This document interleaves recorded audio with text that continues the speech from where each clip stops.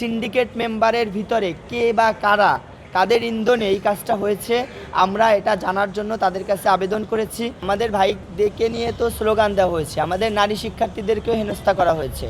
এগুলোর আমরা সবগুলোর তীব্র নিন্দা জানাই। তবে আমরা এটা স্পষ্টভাবে বলতে চাই, বর্তমান প্রজন্মে এগুলো আসলে গ্রহণ করে না। তারা এগুলো যত বেশি করতে থাকবে তারা শিক্ষার্থীদের থেকে অত বেশি দূরে সরে যাবে ইনশাআল্লাহ। আমাদের যেটা হচ্ছে অবজারভেশন, সকাল থেকে আমরা সবগুলো প্যানেল উপস্থিত ছিলাম এবং আমরা যখন আন্দোলন করি তখন সকল প্যানেলের সকল সদস্য উপস্থিত ছিলেন এবং ভিসি ভবনে যখন যাই সকল প্যানেলের প্রতিনিধিত্ব ছিল। এই জায়গায় আমরা সকল প্যানেলকে আন্তরিক পেয়েছি আলহামদুলিল্লাহ, এবং সকল প্যানেল নির্বাচনের পক্ষে।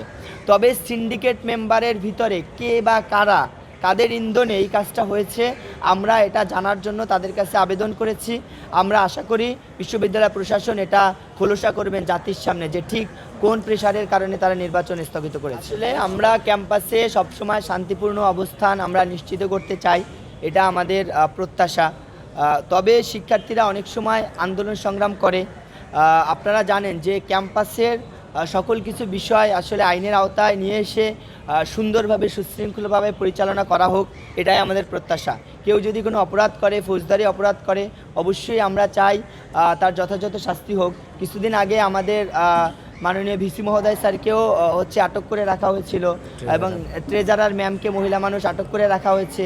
আমাদের প্রক্টর স্যারকে আটক করে রাখা হয়েছিল। একজন মহিলা কর্মকর্তা, তিনি অসুস্থ হয়েছিলেন, তাকেও আটক করে রাখা হয়েছিল।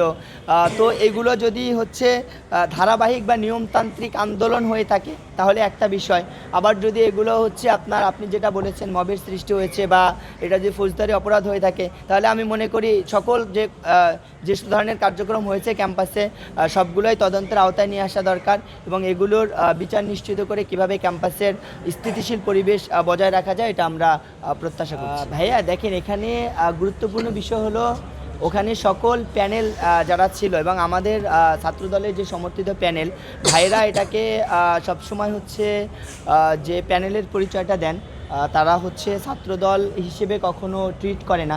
এই জায়গা থেকে কোনো মাধ্যমে এটা জানা গেছে এবং ওখানে প্যানেলের সবাই ছিল। আমরা কোনো প্যানেলকে দোষারোপ করে আমাদের ভাই বলেনি এবং আমাদের ছাত্রদলের ভাইদের যে প্যানেল আছে ওটাকে কখনোই তারা ছাত্রদলের প্যানেল হিসেবে কারোর সাথে পরিচয় দিতে আমরা দেখিনি।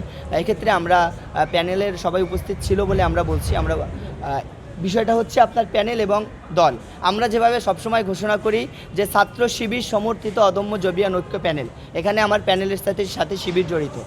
ঠিক তেমনইভাবে ছাত্রদলের ভাইরা আমাদের জানা মতে কোথাও তারা এটা কখনো প্রকাশ করেনি যে ছাত্রদল সমর্থিত তাদের এই প্যানেল। আমরা সারাদিন আন্দোলনের ভিতর ছিলাম, সকলগুলো ইনফরমেশন আমাদের কাছে যথাযথভাবে এখনও পৌঁছায়নি।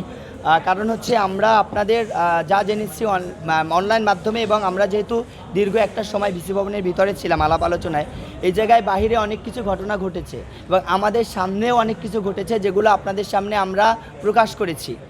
যে বিশেষ করে নারী শিক্ষার্থীদের হেনস্থা করা, শিক্ষার্থীদের ধমক দেওয়া, আমাদের এজিএস স্লোগান দিচ্ছিল, তখন ছাত্রদলের একজন দায়িত্বশীল ভাই, আমরা এটা বলতে চাইনি কিন্তু আপনাদের প্রশ্নের প্রেক্ষিতে বলতে তিনি তাকে স্লোগান যাতে না দিতে পারে যেন তার মুখ চেপে ধরে তাকে বসিয়ে দেওয়া হয়েছিল।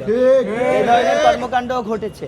সুতরাং আপনারা যদি ভিডিওগুলো পর্যালোচনা করেন, সারাদিনের সকল কাজ আপনারা অ্যানালাইসিস করেন, আশা করি এর উত্তরগুলো আপনারা অতি সুন্দরভাবে পেয়ে যাবেন ইনশাআল্লাহ।